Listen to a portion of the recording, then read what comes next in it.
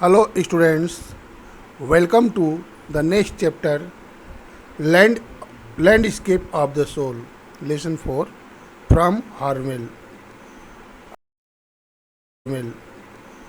I am here Rajesh Kumar Singh from Divine Public School, Monapur, Gorakhpur.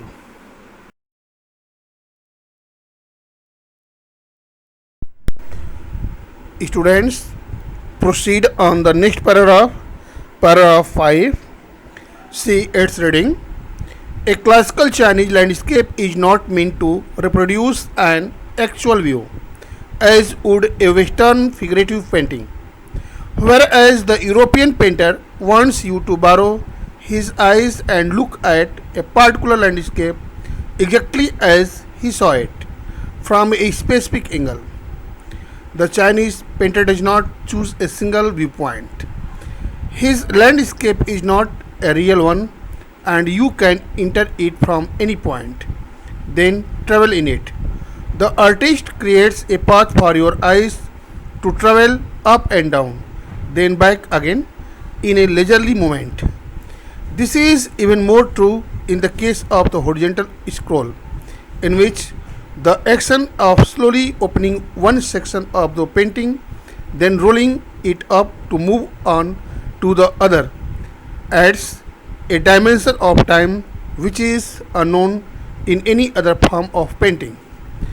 It also requires the active participation of the viewer, who decides at what pace he will travel through the painting, a participation which is physical as well as mental. The Chinese painter does not want you to borrow his eyes, he wants you to enter his mind. The landscape is an inner one, a spiritual and conceptual space. Now, see some words related to it. Scroll. Scroll means to move information on a computer screen up and down or horizontal so that you can read it. Could you scroll a few lines on computer screen, on news screen open you see on the television, the words move from one side to next sides and then finish. This is called scroll. Conceptual, that is based on ideas, based on thoughts. The conceptual form, the conceptual framework of the play. Conceptual art, that is an art in which the aim of the artist is to show an idea. Now see the explanation. An ancient classical Chinese landscape does not produce an actual view of a thing. The old classical landscape represents some mysterious thought. They are not like the Western illusionistic painting, which represent a real object. The Western European painter wants you to borrow his eyes and look at a particular landscape exactly as he sees it. He wants you to look at a particular landscape from a specific angle from where he had seen it. Contrary to the European painter, a Chinese painter does not choose a specific viewpoint. His landscape is not a real one, but a landscape of thought and idea. His landscape means the landscape of a Chinese painter is not a real one, but a landscape of thought and ideas, and one can enter in this landscape of ideas from any point and can travel in it.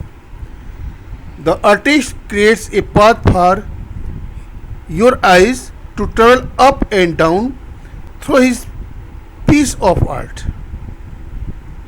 Then you can come back again from where you started the journey of the landscape. You can think about it at the time of leisure, as it is the landscape of thought in an art form. Okay, as you can think about it at the time of leisure, as it is the landscape of thought in an art form. This even more true in the case of the horizontal scroll, in which the various scene of the landscape open slowly, move horizontally, leaving the place vacant for the other and vanished in unknown, like the moving letter of a computer screen, starting from one end to finish at the other. Such landscape has a dimension of time which is unknown to any other part of painting. It also requires an active participation of the viewer, as he has to decide about the speed of travel in the landscape of thought through the painting of the painter. The participation of the viewer should be physical as well as mental. The Chinese painter does not want you to borrow his eyes to look the landscape, but he wants you to enter his mind.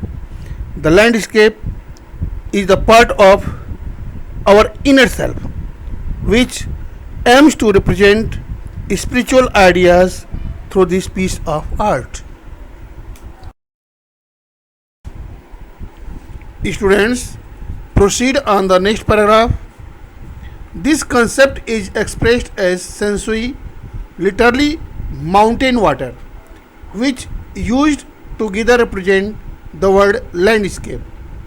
More than two elements of animals. These represent two complementary poles reflecting the dioist view of the universe. The mountain is young, reaching vertically towards heaven, stable, warm, and dry in the sun, while the water is in horizontal and resting on the earth, fluid, moist, and cool. The interaction of in the receptive feminine aspect of universal energy and its counterpart young, active, and masculine is of course a fundamental notion of Taoism.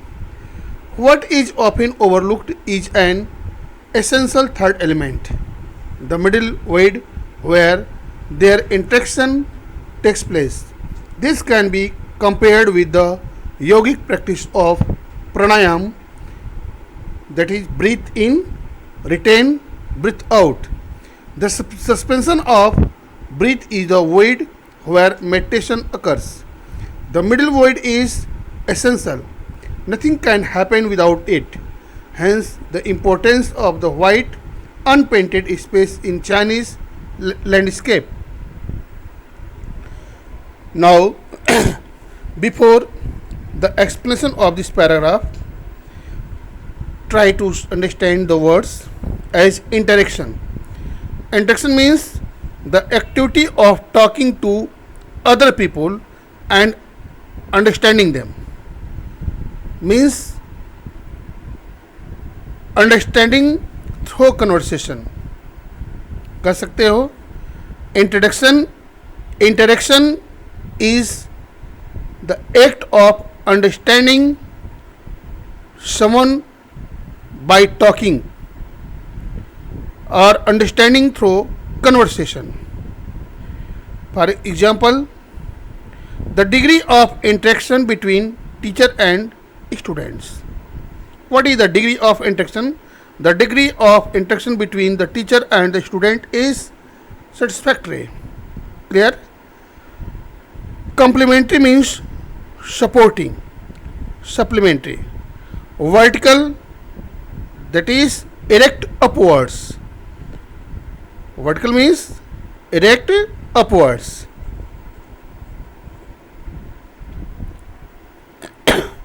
and interaction means fundamental nature also. You can say notion, that is idea, concepts. Now see its explanation. The landscape of inner self, thought and spiritualism in the form of art and painting is expressed as sensory in Chinese language. The literal meaning of sensory is mountain, water, mountain and water, which is used together to represent the word landscape. This view represents more than two elements of an image. These reflect or these represent two complementary poles of the inverse. The view of two poles of inverse is called Daoism, and the follower of it is Daoist. In this landscape, the mountain is young, which makes the representation of knowledge which tends to move upward motion, like the flame of fire, reaching vertically towards heaven. The mountain peak remains stable, warm and dry in the sun, while the water is in. Its innate quality is downward, horizontal, resting on the earth. It is fluid, moist and cool. The very innate quality of in is feeble and receptive, the feminine aspect of universal energy. Its counterpart is yang, which is active and masculine in innate temperament. In fact, this is the fundamental thought of Daoism. This notion deals the opposite of everything. Between the two opposite poles, what is often overlooked is the existence of the third element, which is between. To make it clear, we can take the support of Indian philosophy as heaven represent the dwelling of gods, underworld and hell, or hell and underworld is the dwelling of negative powers, that is demons. Between the two is man, an embodiment of both the negative and positive powers, capable to go up and down, or remains in the middle according to the development of his inner self, that is soul. Now come to the point. Between the two poles is the middle void, that is space, where the interaction, that is the true understanding of the life and death, takes place.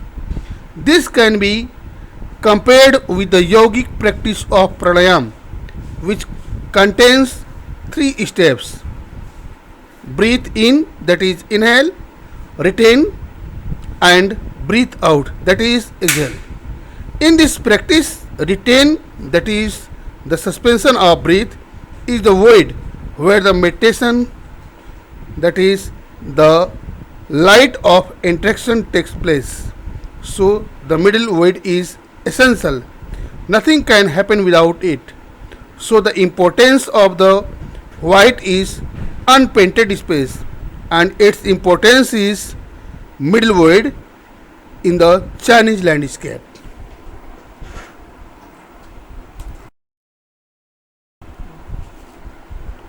Students, proceed on the last paragraph of this topic, the landscape of the soul.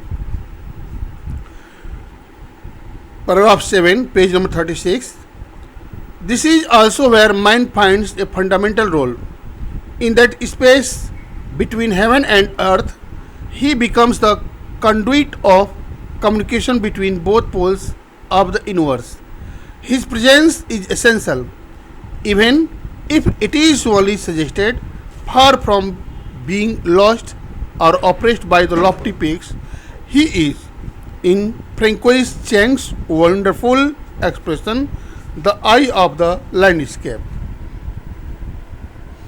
See the word interaction. As I explains, that is understanding. Word fundamental means basic. Elementary rate, elementary role of something, that is fundamental. Conduit. Conduit means, literal meaning of conduit is a pipe or passage through which a set of electric wires etc. pass.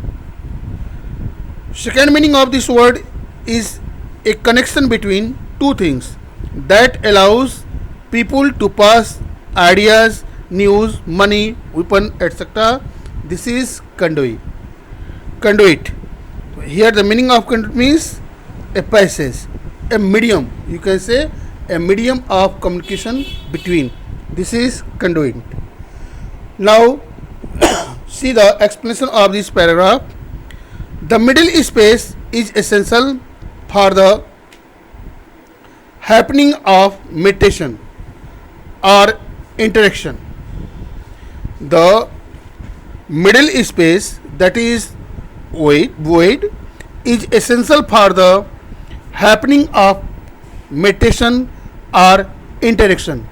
Means the proper understanding, true understanding of something. This is also the place where the mind finds a fundamental role between the two poles of the universe. In the space between heaven and earth, he works as a medium of communication between both poles of universe. His presence is essential. It can be overlooked or avoided. Even if his presence between the two extremes is suggested, though he may be lost or oppressed by the high mountain peaks or carried away by the forceful water, yet he possesses the eye of conscience between the two. This is the wonderful expression of Francois Chouin. He says, the man is the eye of the landscape. Man is the eye of the landscape. Students, let's see some evaluation questions from this third paragraph, paragraph 5th, 6th and 7th. Question number first, what does the European painter want to see his paintings? Question number second, what is difference between the painting of European and Chinese painters? Third, what does the Chinese painter want you to see his painting? Question number 4, who requires active participation and why? Question number 5, what is the concept of sensui? What is the concept of sensui? Question number 6, what is often overlooked? What is its importance? What is often overlooked and what is its importance? Question number 7, what is similarity between pranayam and the middle void?